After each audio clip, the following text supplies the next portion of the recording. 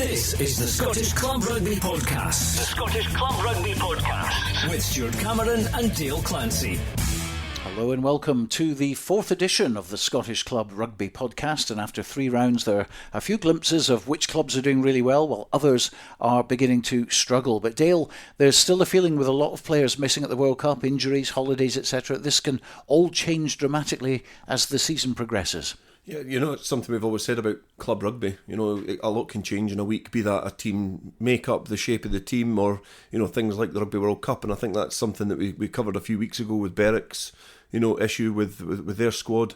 And I think we're going to see it again this week. But, it just adds another dynamic. The clubs themselves have to try and make sure they fulfil their fixtures, and it's another challenge in the club landscape. Well, let's start with the Premiership and the results from last weekend first of all. Hawks 30, Mar 35, Hawick 61, Kelso 7, Heriots Blues 24, Edinburgh Accies 18, Musselburgh 7, Curry 46, and Selkirk 65, Jedforest 35. That's the game we were at. We'll talk about that in a second, but let's start with that West Coast derby. Nip and tuck it was, and Mar just getting over the line. Yeah, Mar have went through and I think are oozing confidence after their victory over Hawick, so they've been able to go to Glasgow Hawks, rack up a few points and get the win. But I think there is one constant from this weekend. There's probably one thing that we can draw from the results that we'll come on to shortly, no doubt. But Mar picking up another win and showing that they're capable and willing to be in that top 4 battle to get to the playoffs.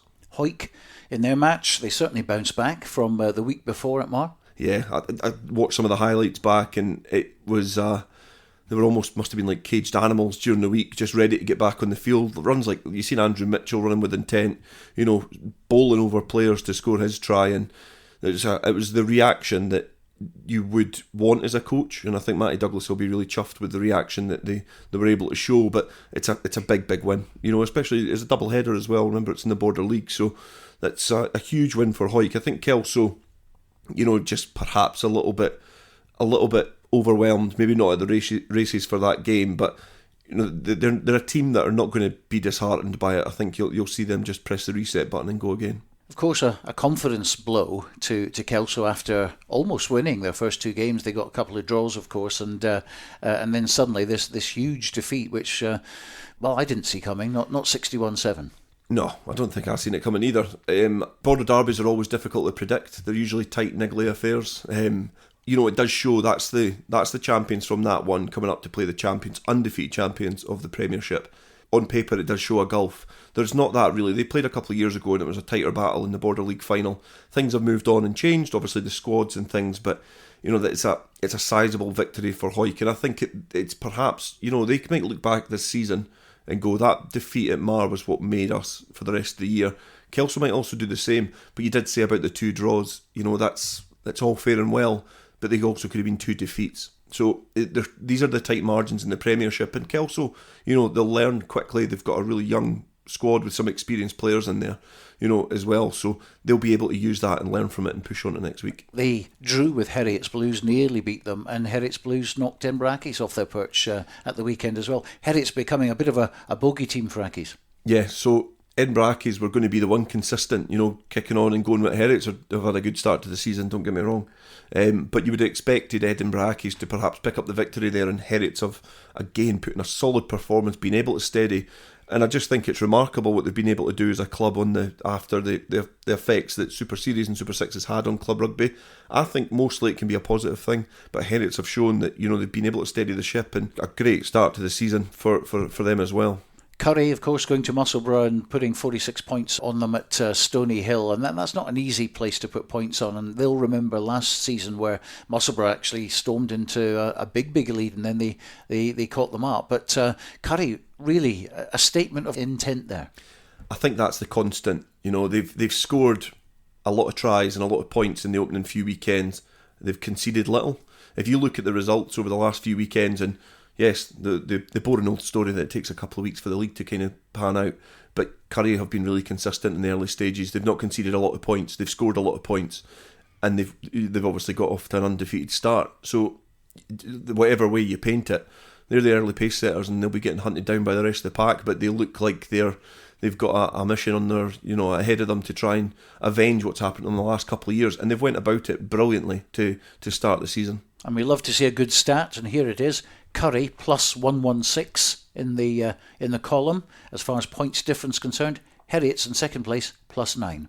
Oh, there you go. I didn't even look at that stat before. So, just off what we go on with results that have happened, we know that, like, Heriots have obviously drawn. They've had tight games as well.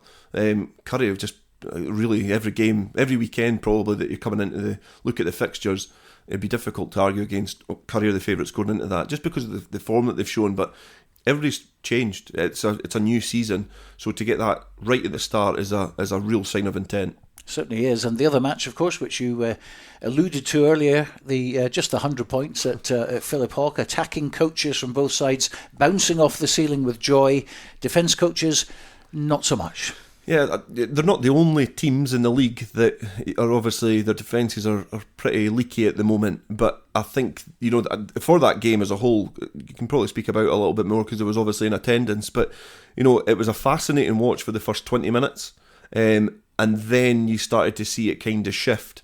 Jedforest, attritional, up front, robust, and they were really winning the physical battle. They were passing the ball just a couple of points out or trying to keep the tempo high, but Selkirk were committing a lot of players in defence, and it was a proper clash between backs and forwards. But in the end, Selkirk just had a little bit too much in their repertoire. They were testing Jed, they were turning them over. Callum Anderson played tremendously well at full-back. They had a lot of kicking options. But yeah, it was I welcomed half-time and full-time because it's the first time that I've been involved in a game which is just so difficult to call. The tries would just appear out of nowhere. Some were really soft. You think of Scott McClymont's try around the side of the line out, just so soft. But yeah, it was a good game. Good border derby. They're usually pretty dingy watching, but that was certainly fast-flowing and free rugby. And some outstanding new youngsters coming through. Mark Glenn, I thought, was outstanding. Jed Thistle, he could still play for Jed Thistle. He's that young. He looked very much at home in that league. Yeah, I thought he was probably one of the standouts for Jedforest. I thought Ferguson Hooker was really good as well. I just thought that perhaps as the game went on, because of the fast pace of Selkirk, it took the sting out of the forwards for Jed, and it did show for Ferguson as well, albeit he's transitioning into becoming a hooker. So he's obviously in the point that he's moving into a new position. Skeldon, I think Skeldon, he disagreed with me in the interview, but I said he's in the form of his life, in the shape of his life. He's looking really, really good. He's driving his team forward. He's making the right calls as well. Quick tap penalties. He's an intelligent rugby player. He got a score to get Jed back in front, and it's just the depth of that squad. And now obviously we were speaking to Clark Skeldon after the game, and he was mentioning about a few players coming back, but that'll be good to see when you see the teams getting announced, towards the end of the week. But they do need that depth of the squad. I think Selkirk are the same, but we did say in the build-up to the games last week it was going to be an important clash, and I think both teams wanted to win it desperately. I think one team just ran out of puff, but the youngsters I thought were really, really good. Cranston at inside centre as well. He deserves a mention because he was utilised well, but perhaps starved the ball sometimes. As a 12, he was quite an old-fashioned Will Greenwood 12 that, just takes it on the shoulder, is looking to try and run it forward.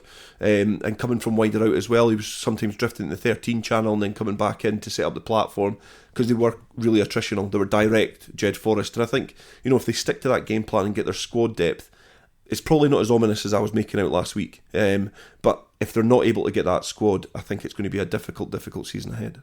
Okay, we'll have a look at the fixtures very shortly, but where does that all leave the league table? Curry at the top with 15 points, played 3, won 3. Then we've got Heriots Blues in second on 13 now with 1 draw and 2 wins, so obviously they're undefeated as well. Edinburgh Accies down to third now on 11 points. Mar moving up the table, they have 11 points as well, and Hawick with that big win over Kelso, a 5-pointer for them, takes them into 5th place, coming up on the rails with 9. Glasgow Hawks in 6th with 6 points. Selkirk have now leapt up to 7th, which from if you're a Philiphaugh fan, a Selkirk fan, then you'll be delighted to see them now above Kelso. So Selkirk 5, Kelso 5, but Selkirk have conceded fewer. And Musselburgh in 9th position on 4, with Jedforest getting that 1 try bonus point, Henry. So they're off the mark as far as that's concerned with 1 point. So this week's fixtures, let's start with, it's first against second. It's Curry against Heriots Blues, but it's at Maleny Park. Yeah, I think that's it's going to be another big game for both sides. Heriots have got off to a remarkable start in terms of where they were last year. You know, they've obviously changed their form, the way that they were kind of going. So to go away to Millennium is a difficult task for any team. It's one of those places, you know, I'll probably come on to it later on, but obviously it is a bit of a fortress. It's one of those places it's difficult to travel to. It's intimidating with the kind of older stand that they've got there. But this will be a good barometer as to where Curry are, because I know it's early days. It's 3 games into the season. They've not played everybody yet. But Heriots at the moment are their nearest challengers, so they'll feel that pressure and going, if we slip up now, there's a chance that Heriots could go top, you know, because Curry have got off to a perfect start, 15 points from 15 available, but this will be a test to see if they can continue that momentum. And as you say, they haven't played Hawick yet, they haven't played obviously Heriots, which they're about to, and they haven't played Embrackis. Yeah, and you think about last season, and I'm not wanting to dwell too much on games that have happened before because things completely change, and you know, in the matter of weeks in club rugby, never mind a season. But you think about last year when Hawick did get a really big victory on the road up there. That was the momentum that Hawick were building, and you do think if the shoe is almost on the other foot now. Curry have got off to a cracking start. I think it'll take a lot to stop that juggernaut. Next up, Embrackis against Hawick, which looks rather tasty, I have to say. Last season, a narrow win for Hawick with the last-minute penalty, and Hawick now have got to prove themselves that they can win on the road as well, having lost to Mar. No problems at Mansfield Park for nearly 4 years now, but they'll want to erase that memory of a couple of weeks ago at Fullerton Park when they lost to Mar. Yeah, I think from Hawick's side of things, like they've tasted defeat now. That squad know what it's like to be beaten on the road. But they reacted in the right way. And you think you go into that game against Kelso, it was nobody would have predicted that. Like, I think even the most optimistic Hawick fan, which there are a few, would never be able to predict that they would have put 60 points on Kelso after being defeated by Mar. So, you know, it was a brilliant reaction from that squad. And Embrackis are going to have to do the same. You know, they were on the road last week. They were defeated at Heriots, perhaps a game they would have fancied. And again, to really cement their place at the top of that table, these are the games that are going to decide who's going to finish in the top 4. Like, it's early in the season, yes, but you look at those 4 teams that are all clashing: Curry, Heriots, Embrackis and Hawick. They're going to be the teams in the mix at the top, so you need to be winning these games. If Hawick can win on the road, they've got a feather in their cap, but if Embrackis are able to just keep that distance between them with another victory, you know, it's going to be one of those games that Hawick are always chasing, or one of the seasons Hawick are always going to be chasing to scramble to get into that top 4. Let's hear from head coach of Hawick, Matty Douglas. Well, looking back to last weekend, it was a great 80-minute performance. I think it was what we needed. I spoke in terms of on the build-up to it, that I thought we trained extremely well through the week, and the kind of mental side and their attitude was bang on, and that showed on Saturday. We were relentless for the first whistle. I felt we never took our foot off the gas, and in terms of attack, we were direct, we had a lot of intent in it, and we actually played some really good rugby and scored some quality tries. Some tries where some came from our own 22, which was great to see. I thought, in terms of unit-wise, forwards and backs were exceptional. I know Lewis and Graham were extremely happy with what they saw, and individually were bang on. Great to see like Andrew Mitchell and Lee Armstrong back to their best. It was, a great team performance, but big thing for us we spoke about this week is backing it up and getting back on the road. Just drilling a bit of confidence into them heading to Accies this weekend. Accies are a quality side. They like to throw the ball about. They've got some quality operators in there that'll put them in the right areas of the park. But for us, we've looked at in terms of defensively getting back to what we are at home on the road, and attacking wise is taking our opportunities. Look, the last week against Kelso doesn't mean much if we can't back it up this week. So we've got another full squad to pick from. Russell Anderson will come back into selection, along with Connor Sutherland, who missed out last week through injury. So we've got a few boys back that'll scratch our heads, as we've got a lot of boys training. And again, we'll look at a top quality squad to head to Edinburgh on Saturday. Matty Douglas, and that's going to be an interesting game. Embrackis against Hawick at Rayburn Place on Saturday at 3 o'clock. 3 o'clock kick-off for all the matches up and down the country. Next on the list, Jedforest against Musselburgh, 10th versus 9th. Another basement battle for Jed, 2 weeks running, and you feel this is the one they really have to get points at. Yeah, I think Clark Skeldon again. I'm not getting paid for mentions for Clark Skeldon, but he was obviously after the game last weekend. He alluded to that they're looking for maximum points. Now, I don't think that is just something he said off the bat. I think there's that real tension in that squad that they need to be getting something really, really big from this game. Now, obviously, Musselburgh just above them, a few more points, but they need to be winning at home, and it's home form that's going to keep your place in this division. Musselburgh are almost in the same boat to a degree that Hawick were in. Obviously, they need to react. They've been defeated comfortably as well. They will then be looking to react and try and beat their nearest rival. So, battles at the top, and that's going to be an important battle at the bottom. I don't think it's as big as the Selkirk Jed game, but Jed, I think, will be happy to be at home to play Musselburgh, and they'll be looking to try and obviously pick up maximum points. But Musselburgh aren't going down there to pick up nothing. It's a competitive league, and Musselburgh will be wanting to put up a fight as well. So you've just conceded 10 tries away at Selkirk. How do you stop that going into the next game? It's difficult, but I think that Jed are a team they do have a really good identity and a really good brand of rugby. They always have. It's been ingrained in their club for years. It is about getting on the training paddock and focusing on those partnerships. Now, that's where I think Jedforest are at a bit of a disadvantage just now, because they do mention players coming back into the squad. They do mention their squad as a whole, after the weekend. Those combinations and those partnerships are essential. They're vital in defence. That spine of your team, the 8, 9, 10 axis is really important. But Selkirk were getting loads of joy outside 12, 13. I think 13 is one of the most difficult places to defend in rugby. And if you're chopping and changing that partnership, you can't get that trust from your inside centre to bring the defensive line up and then bring it wide and start to move it. So, creating those combinations. The back three as well is going to be, it usually is one of the most vocal parts of your defensive game. That's why Sean Maitland was a winger for Scotland for so long. He perhaps wasn't as potent as some of the other wingers we had, but his defensive chat was really, really good. His defensive game was strong. So I think that's where Jedforest, during the week, they will be working on their defence. The coaching staff will be making sure that they're working on their defence, working on their combinations and their partnerships in defence. Accuracy wasn't a bad thing. It was a bit of tiredness and a little bit of work rate round the corner as well. Their tackles were pretty good. They didn't miss a lot. It was the fact that they were getting beaten on the outside, and I think there is a bit of that in terms of being comfortable with the players round about you. And of course they didn't really have a good pre-season because they had a couple of cancelled matches, so really they went straight into it.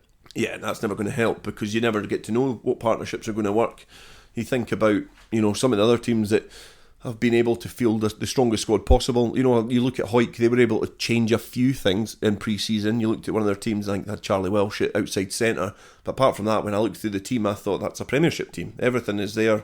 And normal, they were able to then work on those little things and get some rugby into them. Jed are obviously been a little bit disadvantaged, and that doesn't help because then you're chasing yourself for the rest of the campaign, but they can be afforded a little bit of time away from training or whatever because they've got the experience. Some of the younger players, though, need that round about them, and it's just getting the players down the training field, working together, working hard, and being honest. Being honest about what you're not good at and what, as a team, you need to work on better. And it's obvious, you can't concede 65 points and then believe that defence is one of your strong points. So Jed will be working on that. Okay, one of the people working on it, David Grieve. Last weekend we played Selkirk, and it was a pretty disappointing result. We felt everything that could go wrong went wrong, but on the positive side we got a bonus point of 5 well-worked tries.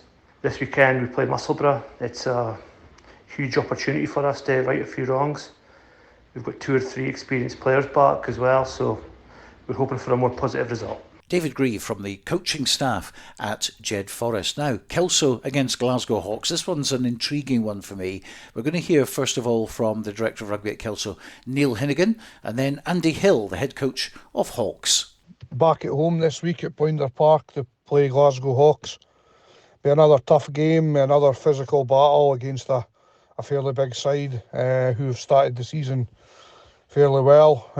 They've had 2 narrow defeats to Hawick and Mar, which is obviously decent for them, and took 40 points off Selkirk, so they're obviously in a good spot this year, and they will be looking to come down to Poinder and I'm sure stamp a mark on pushing for the top 4, whereas at the moment we're just needing to find a bit of consistency. Obviously started the season okay, couple of draws, and then last week at Hawick the wheels came off for a wee while, and we ended up conceding a lot of points. We felt that the young boys that we did have out played pretty well, and still played with a fair bit of fearlessness, but some of the older guys just, we were, for the first time ever, have been under a lot of pressure, and we spoke about it. And from my point of view, every club at some point has a bad day, and it was a bad day.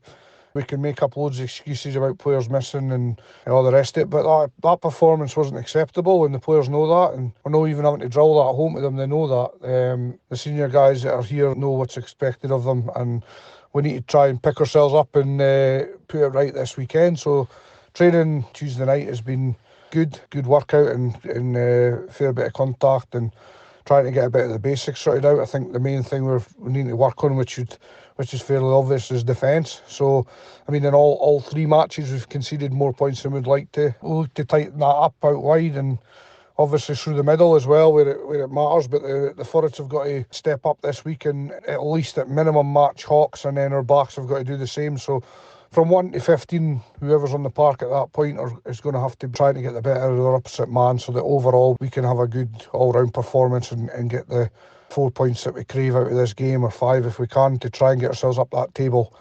Changes wise, we've got fairly settled enough squad. Did pick up a couple of knocks last week, but Keith Melbourne makes obviously a welcome return.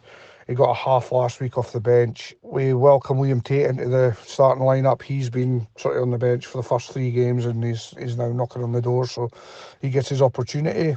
In the backs, we welcome back Greg Punton to the fray, so he brings a lot of experience, and we feel that's what we need with some of the younger guys we've got. Murray Hasty misses out this week. He's away on a trip to France. Andy Tate comes back at the squad after being away at a wedding last week. So a few changes, but nothing too serious. And we hopefully get a big crowd down to cheer the boys on, try and get back on the road. After the Mar game, we were really disappointed with the result, which is a good thing because it shows you where we are, because Mar are a team who historically have been in that top 4, but on reflection it was one after the game, and then even reviewing the footage, that I really couldn't believe that we didn't win. I felt as if we put a real good attacking display, and we managed to score some really good tries that Mar, to their credit, really made us work for. However, we really let ourselves down defensively in terms of our individual tackles. It just allowed a few line breaks, which Mar managed to get into our territory, and they took full opportunity with either kicking themselves 3 points or taking 7 points, with Callum Ingalls kicking really well on the day. That said as well, we kind of felt as if we didn't really get the rub of the green with the referee, with some of the decisions that were made that day as well, which had a few of which resulted in scores or took away opportunities for ourselves to score. But we still put ourselves in a position to win the game at the end, and we just had to trust our attacking process, or get the draw at the end as well, because it was 5 points we lost by. But we managed to knock the ball in on that time when we got to their 22, rather than just kind of having shown a bit of patience and trusting in the processes. However, we know how big a task it will be this week travelling down to Kelso. It's a difficult place to go. It's probably as far as we'll travel this year. The weather at the moment's not looking great, so it can sometimes be a real leveller, particularly with the style of rugby that we're looking to try and play. But that's the task that's in front of the boys, and if we've got aspirations of getting into that top 4, these are the games that we need to come down with a view of targeting and looking to try and win away from home. We can't look too much at their result against Hawick at the weekend. We knew ourselves that going by our first week performance, we were lucky to kind of have the scoreline where it was. Hawick had the opportunity to pull away, but it was a real credit to our guys that they managed to hang in there and fight and get themselves back into the game towards the end. But Kelso will be desperate for that first win, and get some real points on the board that will start the opportunity, because their main focus this year will be obviously to try and survive. So we need to try and make sure that we're at our best. There'll be some changes to our squad just because of some availability, but also, it's been costly in terms of the last couple of weeks in terms of injuries as well. So the quality that we have coming in, we're really pleased about. However, it's just whether or not we can get some of those guys learning up to speed in time, because some of them have only just arrived in the last week or so. Andy Hill from Glasgow Hawks intent on getting a few points at Poynter Park. Neil Hinnigan wanting to get the wheels put back on the bus again at Poynter Park. How do you see this one going? I think it's an interesting game. Like, obviously Kelso got off to a good start with 2 draws, but it's again 2 games that they could have won, 2 games they could have been defeated in, and Glasgow Hawks have been going through a period of transition. This is probably one of the most difficult games to actually call of the weekend, but if Kelso want to maintain their position in the division, they need to obviously make sure that they react from last week, the big defeat against Hawick, and pick up a win at home, because it's going to be essential that they pick up victories at home. We've said it about likes of Jedforest and Musselburgh. It's going to be really tight at the bottom of the league come the end of the season. So Kelso need to make sure that they're putting in a performance. But I think the Glasgow Hawks team has gelled pretty quickly. I've been impressed with how quick they've been able to, hit their straps and certainly test Mar last weekend. And as you say, it was nip and tuck. It was almost a victory for the home side, but Mar snuck away with it. So I think it'll be really, really tight at Poynter. Kelso, they're going to lose Dwayne Patterson, I understand, key player for Kelso, out through injury. Dwayne is a really, really important player for Kelso, and that's the worst thing. Obviously you're on the back of a heavy defeat, and this is where your squad's then tested. But he's he's a very versatile player, so the Kelso squad, it's in a position that it can react, because Dwayne can play a lot of positions. He can play 13, he can play on the wing, he can play at fullback, although he's not too often on the wing, because obviously he played on the wing for the South, and that was the first time in a long time he was actually popped onto the wing. But he's a really, really good rugby player. He's going to be a big miss, but I don't know how long that injury that's going to lay him out for. Yeah, literally he was injured Tuesday night at training, but it's an opportunity for someone else to come in. Yeah, I think it just opens up another position on the field for somebody to come in and stake a claim for their jersey. And, not a lot of players get a chance to play Premiership rugby. So whoever slots into that position, whatever it is, if it's outside centre or fullback, they need to take their opportunity, take their chance, and contribute towards the team, because they'll be encouraged all the way by that Poynter crowd. But I just think that it's going to be a really tough game against Glasgow Hawks, and again, it's going to have a big say in terms of where Kelso are going to be playing their rugby in a couple of months' time. Well, we'll have Andrew Fleming covering that one for us on Rugby Radio tomorrow. Let's move on to Mar against Selkirk. Now, in form, you would go for a Mar home win, but Selkirk, fair to say, they're Mar's bogey team. They always give them a fright, home or away, and Selkirk coming off the back of that big win last week, so they'll be brimming with confidence. Yeah, they'll be brimming with confidence because they were able to score tries. Jedforest were able to physically test them. Jed, for 25 minutes of that game, were battering Selkirk. So then the difference between Jedforest and Mar is Mar have a little bit of longevity with that. I think they've got a deeper squad. They've got really experienced players in their squad as well that have gelled over time. And I think Mar, that's their game plan. They've got a particular attritional brand of rugby, and I do think Selkirk will find it really, really hard to cope with, because you could see it against Jed. They were committing a lot of players to the tackle, a lot of players to the breakdown, and it was leaving then gaps out a little bit wider. Selkirk probably, I don't know what the stats were, but it looked like when you were covering it, Selkirk were actually missing more tackles than what Jed were.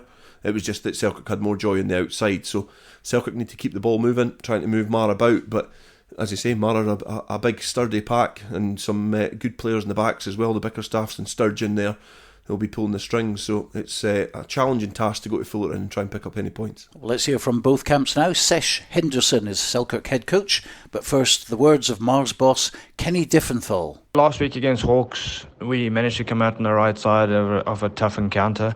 We didn't really play how we wanted to play, but that's probably down to the pressure that Hawks were putting on us.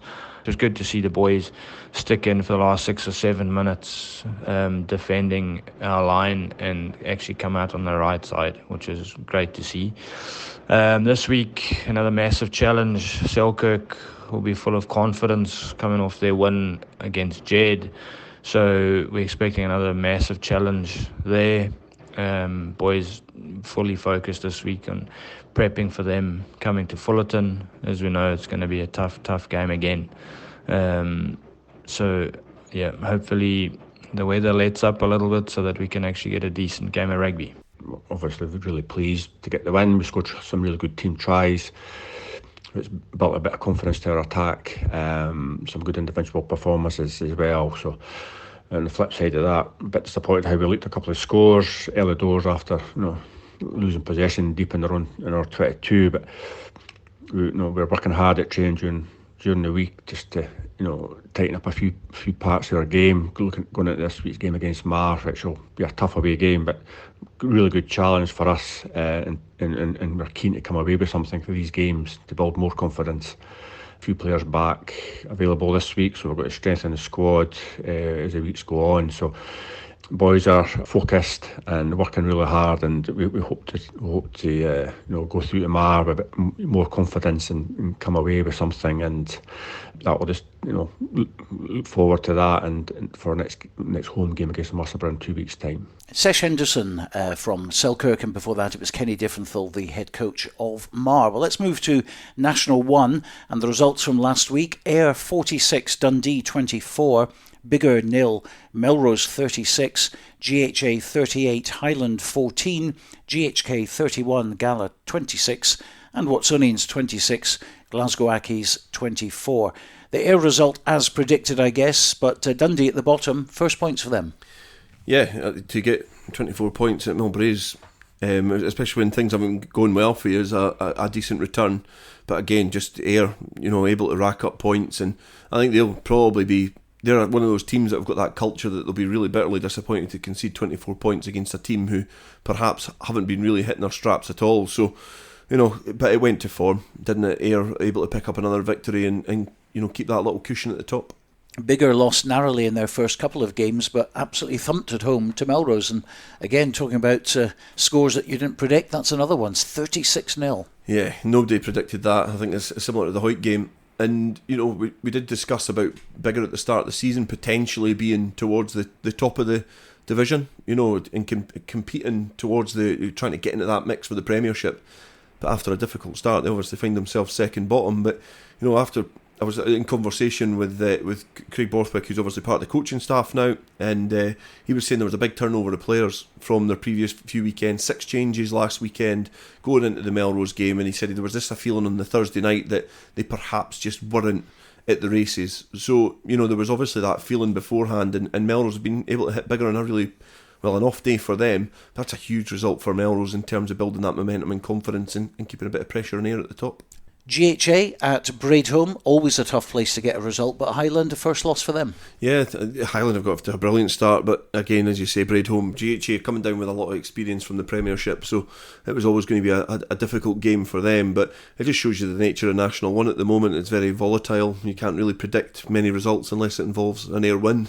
But, everything else, it's again another unpredictable weekend, but good to see a lot of the results as well, especially the latter two that we're going to come on to, really tight games, and it's certainly starting to level out in that one to a degree, but still home form is mostly coming up trumps. GHK hammered by nearly 70 points at Melrose, then turned round to beat Gala, another strange one, although of course they did beat Biggar at home, so 2 from 2 at home for GHK.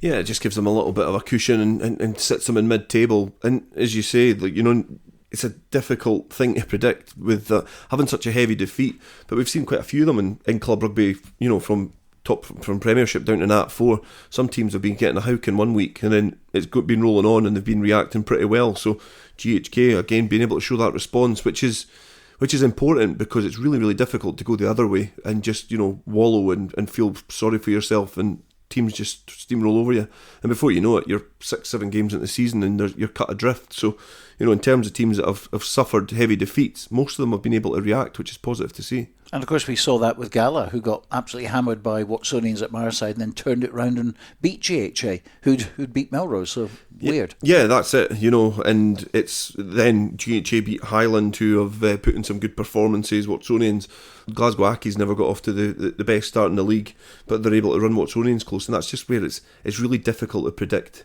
the league at the moment, as I say, apart from Ayr, and Melrose are now starting to hit some form as well, so you will start to see it settle out, but it's good because it keeps you interested in the league, because if you're a home supporter or you're a supporter of any of these clubs, you know you're going to be watching a competitive level of rugby, which is what we want to see.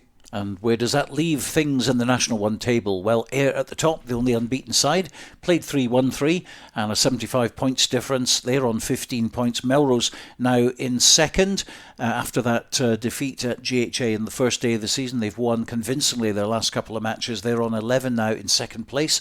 GHA also have 11, but an inferior points difference. Highland on 10, Watsonians on 10, GHK on 10, so very, very close indeed at the top end of the table there. Glasgow Accies in 7th on 7 points, Gala 8th on 6, Biggar 9th with 4 points, and Dundee bringing up the rear there, but they do have points on the board now. They have played 3 but 1 bonus point. So this Saturday's game, starting with Dundee and Watsonians, which on paper, again, should be close.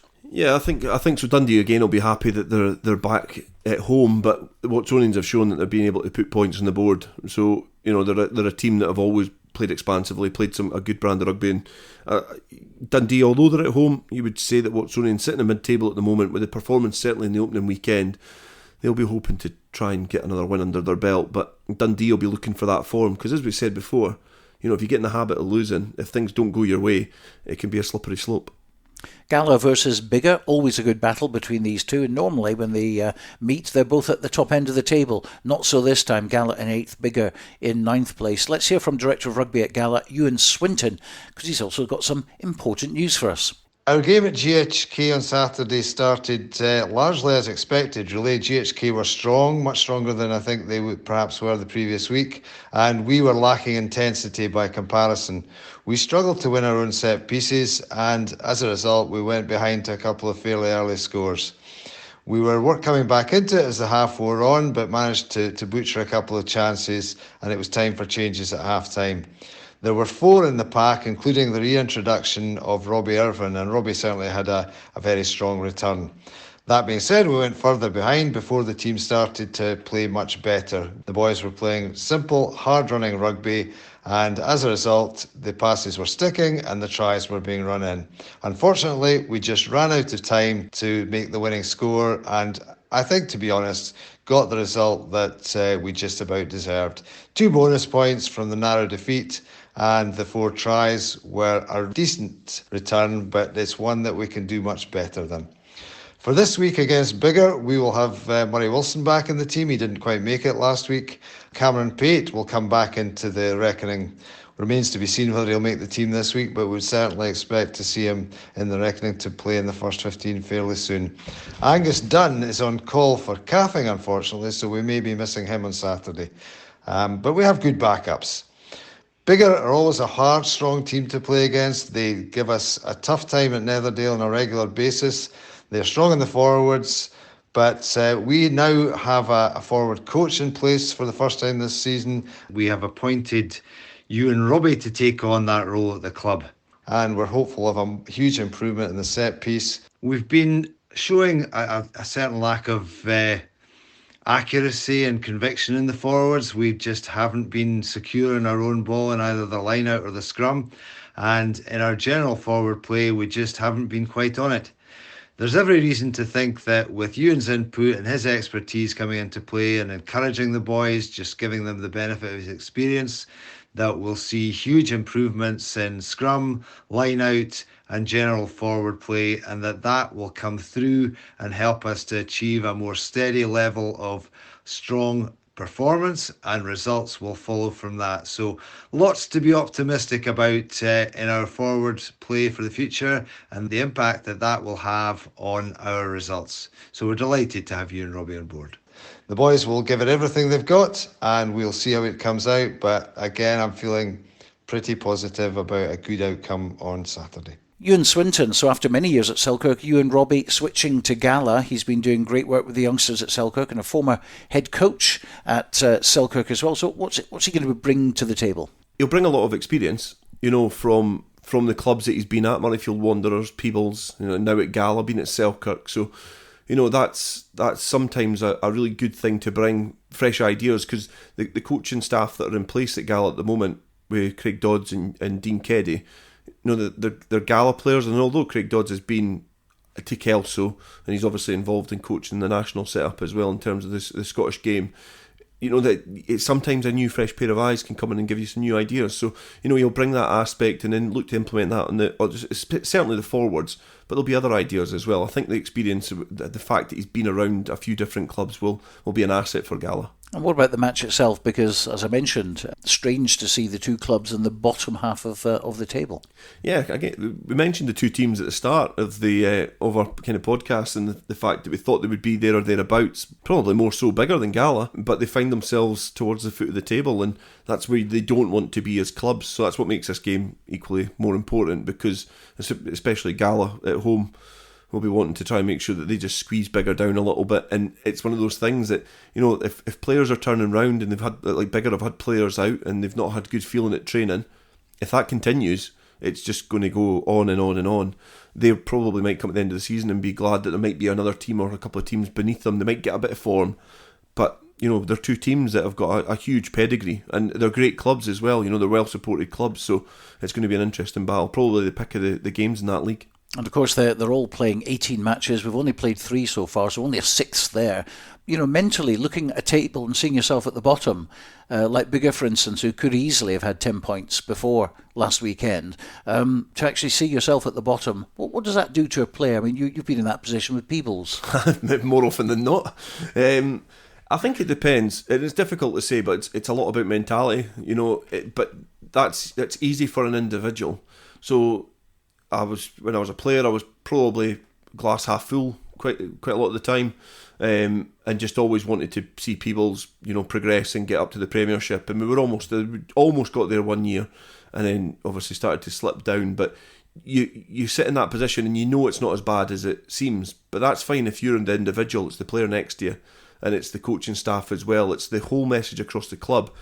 Now, it's quite easy for negativity to seep into clubs quickly because the supporters look at that. That's all their really involvement in terms of the fixtures. Following the club is looking at the league table because all they want to see is their team towards the top. So that little bit of negativity can seep in quite quickly. So in terms of the players, it depends where they want to go with it. Do they want to prove people wrong? Do they want to prove like the supporters, the national punters, everybody wrong?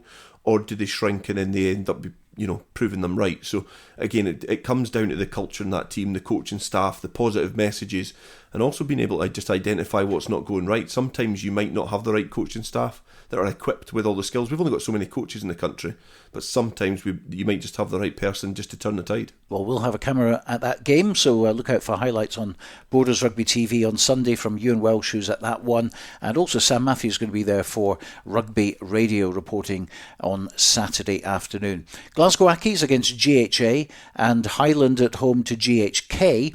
Highland back on their artificial pitch at Canal Park, where they love to play rugby, and a Glasgow derby.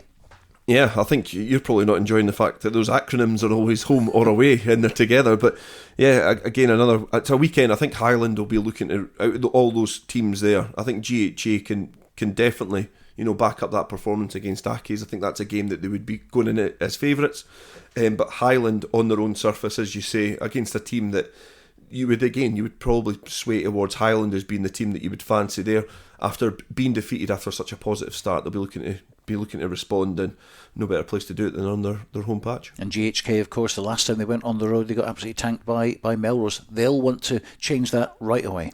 Yeah, I did see some of the highlights from the Melrose game as well, and I was surprised by some of the defence, and that'll be something that, if it happens early in the season, a bit like what we're talking about with Jed, if it happens early in the season, you've got to then be able to just identify it, fix it, and then move on. So I wouldn't be expecting defensively for them to be as poor in this game as they were against Melrose. But, Highland are a difficult team at home. They always have been. For the last few years, they've been a really difficult opponent to try and beat on their own patch. It's just been that bit about trying to complement that on the road. But they're back in their home patch, and, they know that GHK are porous in defence. And interesting that GHK's first 2 away matches, both on artificial pitches. Yeah, well, they'll be glad. Or will they be glad? I don't know. When it comes to November, December, I've not had a lot of experience in terms of playing on the artificial pitches. I don't know if players prefer it in the winter or they would rather be in a stuffy pitch to try and make it a leveler. But, they know they're out the road now, so they don't really have to worry about travelling to those places again and can prepare and adapt for, normal grass pitches. The other game in National 1 is at the Greenyards, top of the table clash, first against second, and two teams that have always had a great rivalry over the years. Some big history between Melrose and Ayr. And we'll hear first from Melrose head coach Ian Chisholm and then his counterpart at Ayr, Grant Anderson. Full credit to our players, especially our leaders. They've really brought an energy, and I think there's really clear messaging here that's been driven by Bruce Colvin, and he's talking about every session. He's just reminding us about how each week is a process leading into games. Tuesday comes, then the Thursday comes, and the Saturday comes, and it's fitting all the bits in between, from gym to analysis to rehab and prehab, and it's really clear that that's the mindset now. And after 2 really positive performances, I'm really pleased with where we are and the focus and the edge that we've got at training that's transferring into games as well. And look, I think over the last couple of weeks, they'll remember our attack from both the GHK and the bigger games, but for me it's our defence, and that's really allowed us to go up the pitch and do that, and that won't change this weekend against Ayr. We know they're danger men. We know how they want to play, but we're at home. We've just beat Biggar 36-0 at Hartree Mill, and we seem to have a bit about us at the minute, and both GHK and bigger games they've seen us have big leads at half time, and we've went into the second half with the messaging around, look, we stick to process, we make sure that we keep doing the things that are working, we don't get bored of doing the things that are working, and we've almost taken our foot off the gas a wee bit, and we've got away from systems. So look, the messaging here is this weekend, it's about how many moments we can stay in system when we're under pressure, and try and develop a ruthless edge to us. And look, I think everybody's in the same boat at the moment around penalty count. Look, our penalty counts, it's not super high, but it's a little bit too high for us to be playing the way that we are. You know, we spent a lot of time in our own 22 against Biggar, and look, we're quite comfortable just defending. And I think over the last couple of weeks, teams have had to kick to gain ground on us. So we're really happy with that, and we're really happy that our defence is creating counter-attack opportunities for ourselves. And Ayr have scored a lot of points, and we're really aware of the threat that they're going to bring. But they've also conceded a lot of points. So we see that as a really good opportunity for us to keep chipping away at the things that have brought us success over the last couple of weeks, and the things that we've been working really, really hard on after IDing, places that we can go after them through an analysis. And look, squad-wise, we do lose Struan Hutchison this weekend. He's away at the World Cup, as are a lot of our guys, and a few boys put their hands up to get into that squad on Friday night against Kelso, playing for the Storm. And one big constant that we'll miss is Connor Grindle. He's out with concussion symptoms at the moment, so he'll have a few weeks off, and that'll give an opportunity for Elliot Compton to come in. And we've been really impressed with how he's been going over the last wee while. I think he's got rid of a lot of clutter out of his game. He's just focusing on the absolute basics of his position, which is carry, tackle, clear, set piece, and we're really pleased with how he's going.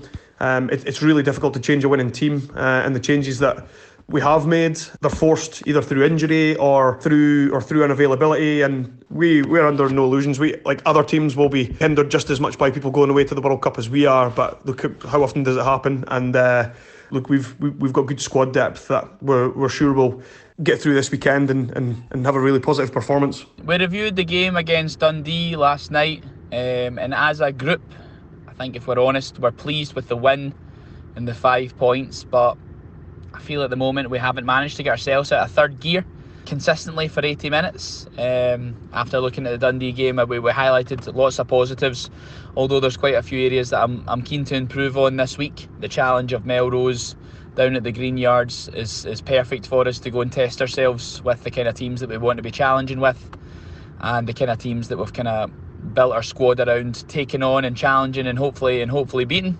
Obviously, Melrose lost their first game to GHA, so we've had a wee look at that and had a look at their other games in our preview of them. Training went really well last night. We actually had our hit out with the Bulls, and that was really positive.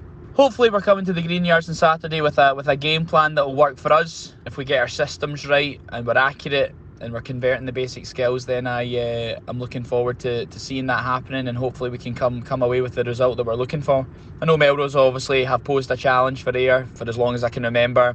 They've got a lot of strengths that they'll look to play to. So again, like I said, a good challenge for the squad to find out where we are.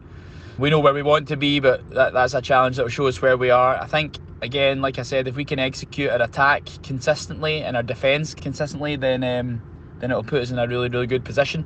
The boys are absolutely buzzing. Like I said, pleased with the 3 wins from 3. However, I'm wanting more, and they're really excited to travel down on Saturday in what will be a great game, I'm sure. Grant Anderson, the head coach of Ayr. Before that, Ian Chisholm, head coach of Melrose, and it's set up nicely to be a cracker. Last season, you may recall, Melrose blew a reasonable lead to lose by Never Say Die Ayr by, I think it was just 1 point, was it 33-32, something like that. Ayr unbeaten though this season. Melrose lost to GHA on the first day of the season, but no Struan Hutchison for Melrose. He's at the World Cup, so a bit of a blow for Melrose, but what a game in prospect. Yeah, I know I did say Gala Biggers, the pick of the games, but I think just from a different aspect of where the clubs have been. But, Melrose Ayr, it's been such a huge game over the last 2 decades of Scottish Club Rugby. To see it in National 1 is obviously, it's been the case for the last 3 or 4 years, but in terms of them, they've played in cup finals, they've played in league deciders. They're both competitive clubs. Like they've set the standard for a lot of clubs for the last 2 decades. So that's what makes this game intriguing. In terms of where we are now, Ayr have got off to a brilliant start, and Melrose had that blip, but they're at home.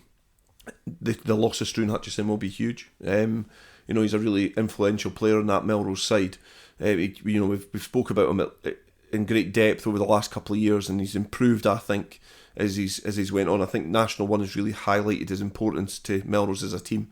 So obviously he's going to be a loss. But this is an important game, because you think if Melrose have got Ayr now, if they're not able to pick up the victory, they've got to go to Milbury, and they've got to pick up a victory if they want to be promoted from this division. How much do we read into the matches at Biggar, with Melrose winning by 36 points to 0 and Ayr just getting over the line at Hartree Mill? I don't think you can at all. It's good because you can use it as a barometer, but then that's what we're talking about. We're talking about the confusion in terms of the fixtures and the results that have went on. This is a different game, it's a different mindset, it's going to be a different mentality for both sides to go into, because really Melrose will consider themselves favourites and have their chest puffed out, and Ayr will be coming down and they'll be exactly the same. That game against Biggar, it was obviously closer against Ayr. There was a few changes in the squad as well, so yeah, you can use it as a slight indicator, but I'm taking nothing off it. I think I'm bad at predictions anyway, but I'll wait until 5 o'clock on Saturday and see what the result is. That is a cop-out. Well, you won't be there anyway, because commentary this week will be Robin Purdy, just back from Dubai. He'll call that one with Scott Tomlinson, and extended TV highlights on Sunday on Borders Rugby television. Well, as usual, you can get in touch with us at podcast@bordersrugby.net and share your thoughts about anything to do with club rugby in Scotland. So drop us a line if you want us to discuss a point, and we'll be responding to a couple of you later in the programme with regards to the new tackle height law, which has interested a lot of people. The email again, podcast@bordersrugby.net. OK, let's move into National 2, and last week's results were Aberdeen Grammar 22, Lasswade 34, Berwick 35, Falkirk 48, Gordonians 37, Stewmel 20, Kirkcaldy 14, Newton Stewart 25, and Peebles 28, Stirling County 17. Aberdeen, third try bonus point in 3 matches, but heavy losses again. And although against table toppers Lasswade, that's really a move in the right direction, isn't it? Yeah, it's good to see. It is a move in the right direction. Obviously, being at home as well has helped. They did have I was looking at their squad list as well. There was a slightly different look to their starting lineup. So they've obviously been trying to change and adapt personnel. There's obviously, perhaps for them, hopefully a little bit of an influx in students as well going to the area looking to play rugby. So, I wouldn't be surprised if we started to see a little bit of a change in the patterns with Aberdeen Grammar in the coming weeks as the squad starts to settle a little bit. But again, for Peter Wright's Lasswade, it's a good win on the road. So it's a fair trek. For all clubs to go to Aberdeen, it's a good trip back anyway for most clubs as well. But obviously they've been able to get a bonus point victory on the road. Berwick conceding 48 points at home surprised the hell out of me, I have to say. You said it would happen though, so fair play to you. But they did score 35 and they got a try bonus. I didn't predict that Berwick would score 35 points. I just thought that Falkirk had a real wave of form at the moment. They got off to a great start to the season, and at the time, the way the results have went at the start of the season, I did fancy Falkirk to get a lot of points. But obviously, Berwick have been able to accumulate a lot of points as well. So at home against a team that are heavily, heavily fancied by a lot of people to get promoted from this division, a 13-point defeat at home is not bad. I think it's better than what I was predicting last weekend anyway. But well done to both teams. They've kind of been able to put in a performance. But for Berwick's point of view, just not able to get close enough to get a victory. Gordonians feeling pretty comfortable in Division 2 after winning National 3 last season. Yeah, obviously got off their season to a defeat at the Gates, and then they've been able to rack up a couple of victories. So Stuart's Melville are a team that look like they are going to be desperate for a couple of wins soon. So in terms of Gordonians, it's a good win. You look at it on paper as well, 37-20.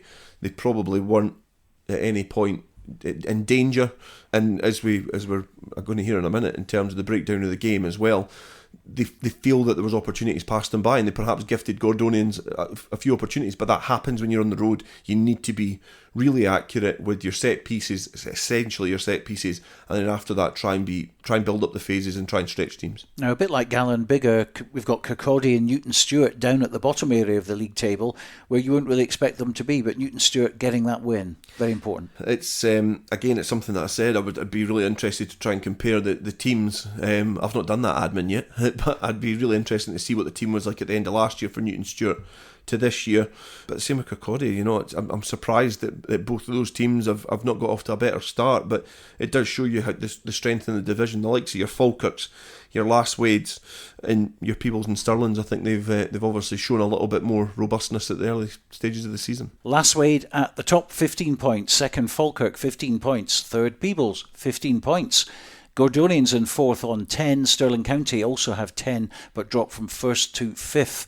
Newton Stuart, with that win, climb to sixth place now. They've got 5. Berwick in seventh have 4. Stuart's Melville in eighth have 3, along with Aberdeen Grammar. Those 3 try bonuses that they've accumulated. They're in ninth, and Kirkcaldy at the bottom there, but they do have 1 try bonus as well. This week, Falkirk against Peebles, and let's hear from the Peebles head coach, Graham Patterson.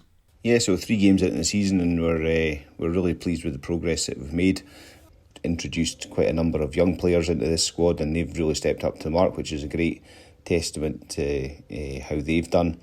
In terms of the Stirling County game, we went into that knowing that it was going to be a tough game, big pack, and looked very, very well organised. That first 20 minutes of that the game was really tough. Everybody was cancelling each other out. Both teams played pretty good rugby, pretty physical rugby, and there was no scores for at least 20 minutes in that first half, and it was seeing who was going to blink first, whose defence was going to crack first, and fortunately it was theirs, and we went into our power game and got 2 tries fairly close together, and turned around 14-0 up, which was a good foothold in the game to have, and said to the guys, we just need to keep doing what we're doing, and let them adjust. To be fair to them, they did come out and they did adjust. They started playing a bit more expansive. They upped their intensity in terms of the speed of ball, and we struggled for that for 10 minutes or so. We just didn't get our defensive sets right. We got on a bit of a kind of bad side to the referee in terms of the penalty count for 10 minutes and allowed them back into the game. However, we did have that control element in us, and the game management came back.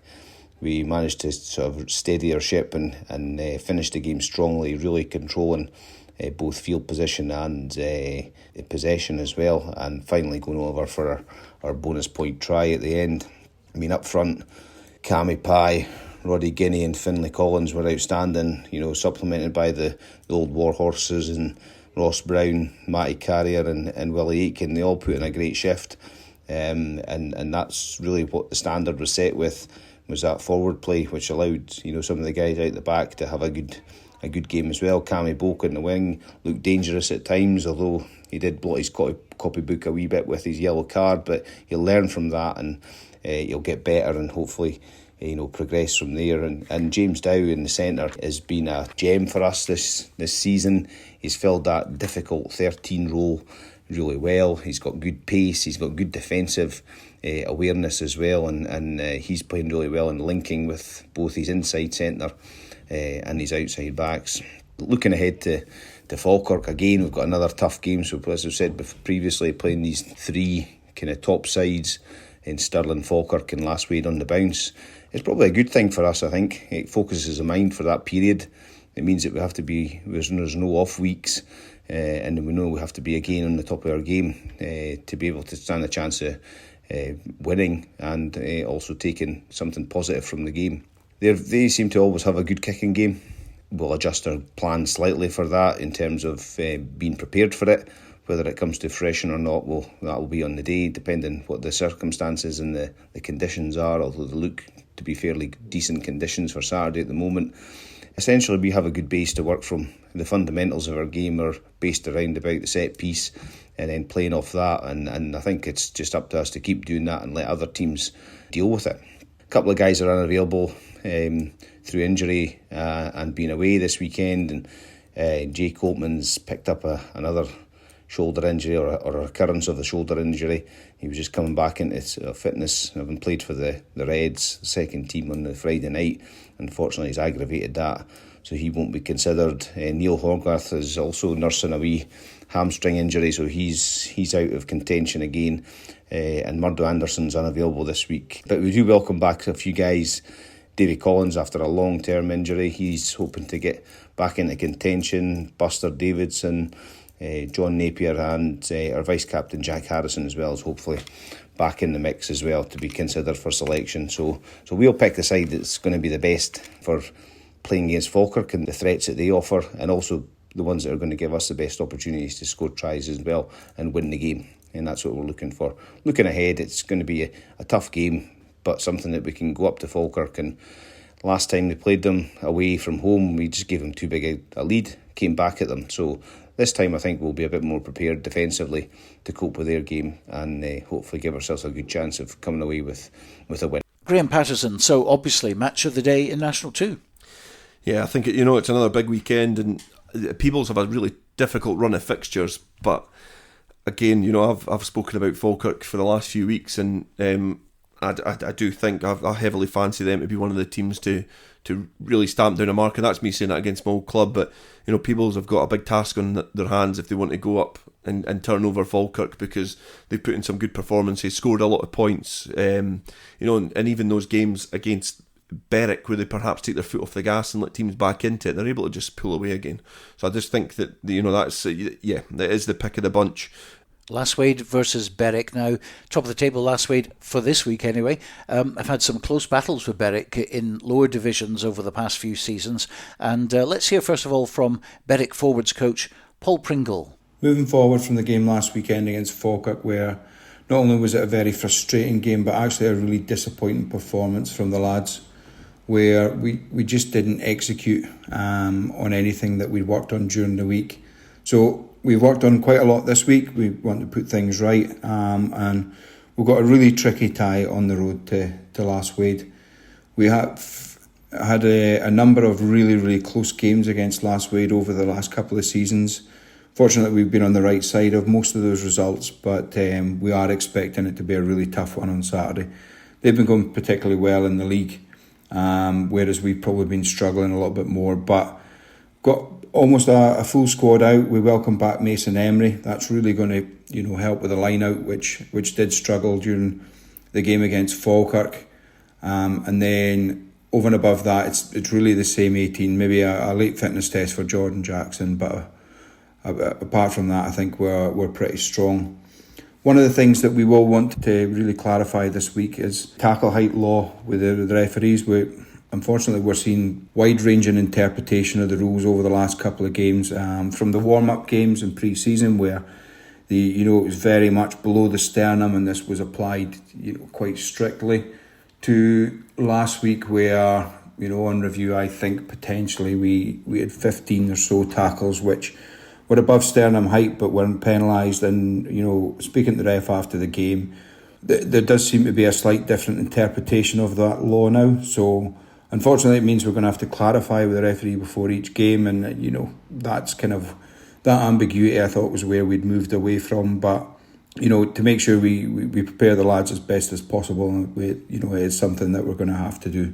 This is obviously not an issue that's just exclusive to ourselves, so we fully expect other teams will be doing the same thing, and really we just need to look after the things that we can control, and that's the message that we've conveyed to the lads. So we'll do another full train session Thursday night, make sure the lads are prepared and really be up for that game on Saturday against Lasswade, which I'm sure will be a fairly feisty affair going over the past couple of seasons, but one we'd really hope to come out on the right side of and really kickstart our season now. Now, Paul raises an interesting point there, which we'll discuss in a minute, as Shelley Coburn in Dundee got in touch with us concerning the inconsistencies of some referees when it comes to the new tackle law. But let's talk about the game first of all. Peter Wright's Lasswade against Berwick.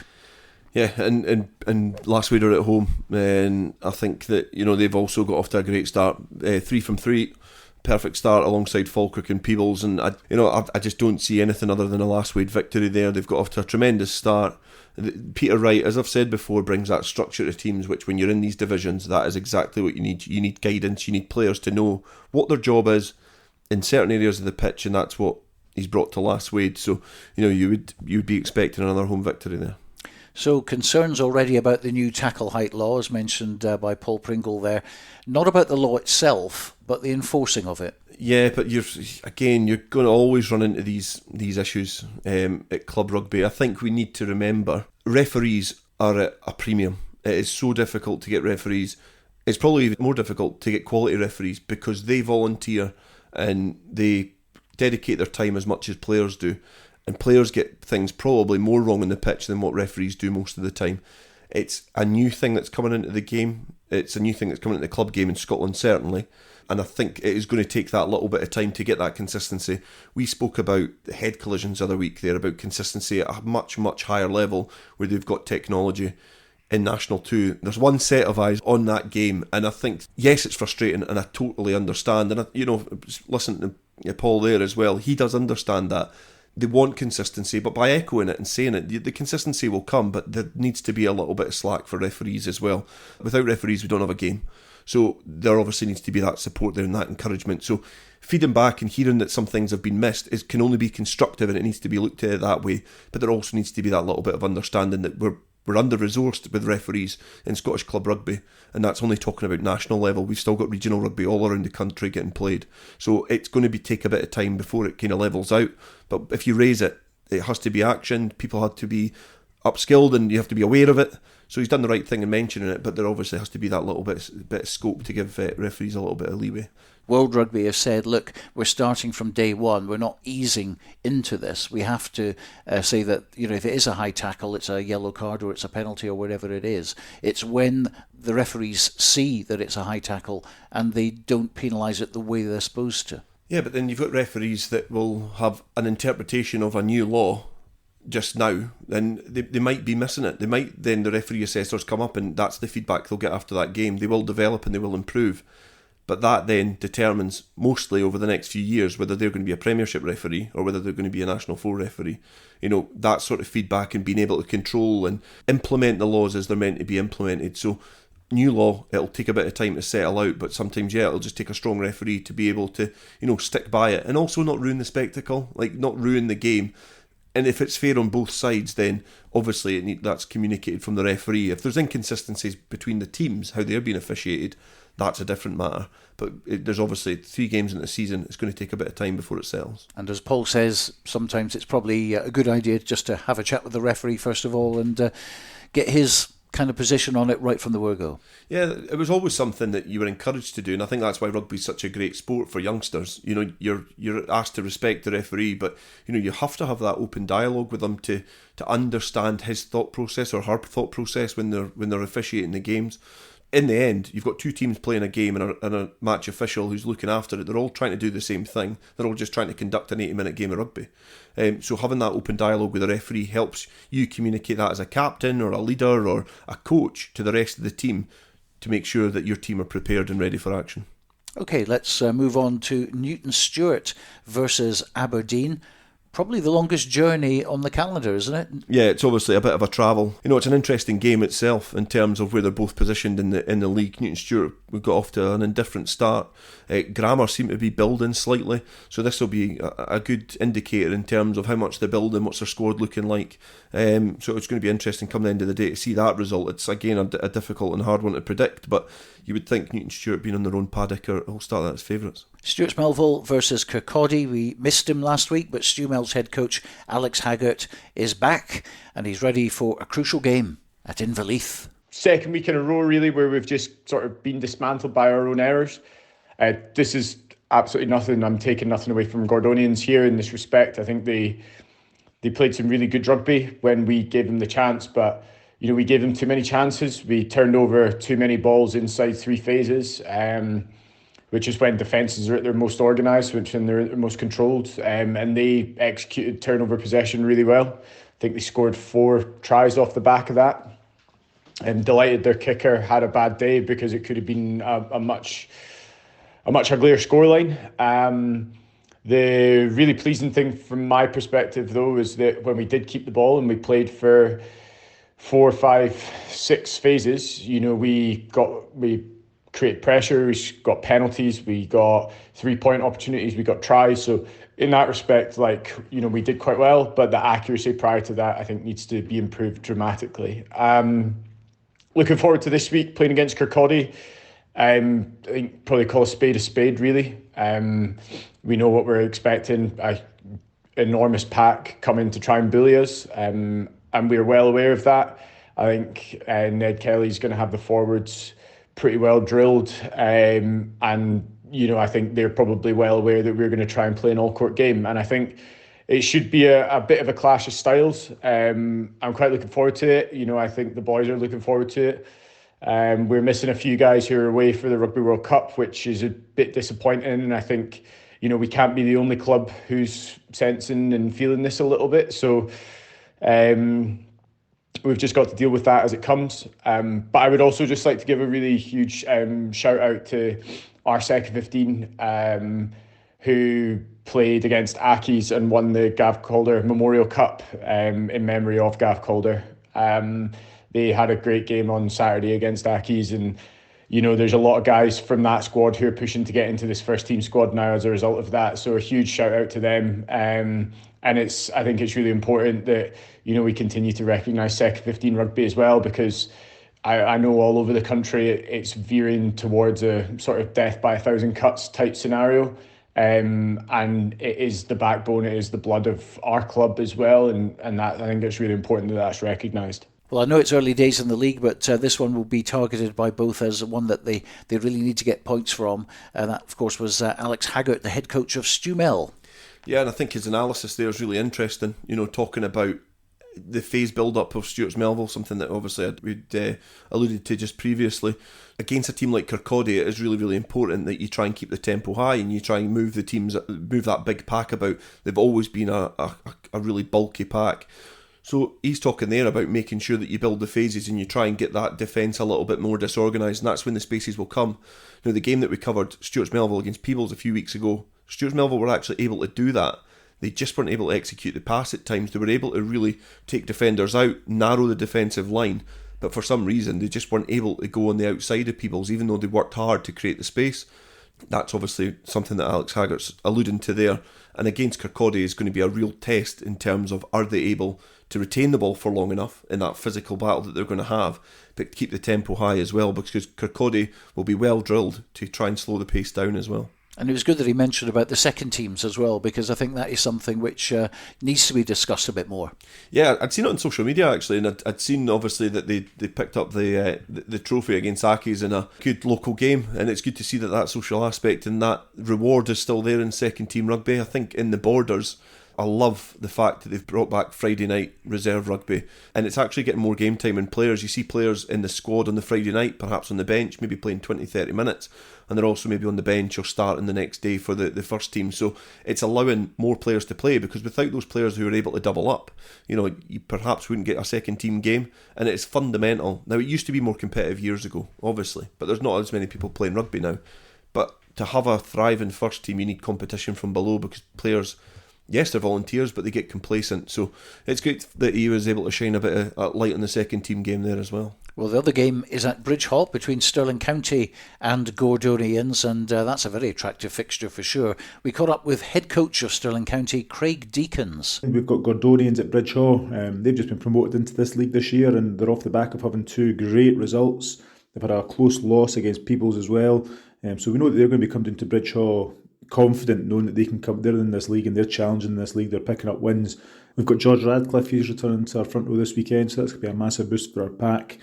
We've also got a few other guys that have been sidelined with injuries for the last few weeks. So the plan is this weekend we're putting out a really strong squad against Gordonians, a squad that I believe is good enough to challenge and compete and hopefully go out and get us the win. On a positive note, we had 4 players in the weekend. They're getting their debuts for the first 15. So these guys are, they're coming in. They're getting really good experience playing against a very strong team on the road against Peebles. So for me, these guys are gaining massive experience. So far this season, I think we've now used, I think it's 11 players have actually got their debuts for the first 15. These are all young boys that are coming to our squad. So for me, the long-term gains are going to be massive. You know, we're managing to form like a large squad that we're going to be able to be picking from for the whole season. Obviously, really disappointed down Saturday down at Peebles. We knew we were going to have to be at our best to go down there and challenge and try and pick up a win, but it wasn't to be. We were left a bit frustrated after the game because, you know, it wasn't really a performance that we were happy with. Especially our discipline, it would prove to be really costly, especially in the 22 into the scoring zone. You know, we picked up a couple of penalties and also a couple of silly offloads that, you know, if we capitalised on what we had at the time, we could have put them under more pressure and maybe we could have picked up some scores. We were also forced into a couple of changes on Saturday, even before the kick-off. Big George Radcliffe, unfortunately, had to pull out. And then even in the first half, we ended up losing our captain, vice-captain and our hooker through injuries. So we knew we were going to be up against it. Especially only with having 4 subs this year in the league. You know, it does stretch a wee bit, especially losing these guys in the first half. Craig Deakins from Stirling County, and well, you know, this is going to be a really interesting matchup between these two. Stirling County beaten by Peebles, but they're back at home at Bridgehaugh. Gordonians on the road, and you know, 2 out of 3 for them so far. Yeah, I think that's it. Obviously, just they're snuggled up beside each other in the league table, so it's going to be a big game for both teams because you don't want to be dropping a lot of points early on in the season, and obviously Gordonians have already played Peebles and they've been defeated by them. They will not want to be defeated against another rival, albeit both of those games will be away from home, so they do get a chance to make a little bit of revenge if they were to be on the wrong end of a result come Saturday. But, you know, in terms of where they're standing in the league and their start to the season, they've been very similar, and something's going to have to give on Saturday in terms of their league position and where they're going to be playing. National 3 next, and this is quite interesting. Cartha Queen's Park 27, Hillhead Jordanhill 34 from the weekend. Also on Saturday, Dumfries 34, Hamilton 32, Hawick 5 34, Allen Glens 38. A couple of real close matches there. And another one, Orkney 28, Preston Lodge 24. And then you have West of Scotland 12, Boroughmuir 23. Looking at those 5 fixtures, very, very close. Yeah, I don't think there's not a victory there that's out with 11 points. So most teams picking up points at the weekend. You know, all really, really tight battles. But we did say it before. You know, when we were previewing the fixtures last weekend, it was the Orkney Preston Lodge game, and that's another huge victory for Orkney. Obviously, they've got the advantage that, you know, people have to either get the boat or fly or swim to obviously play in Orkney. But they've been able to pick up another victory, and, you know, it's been a tremendous start to the season. A great story.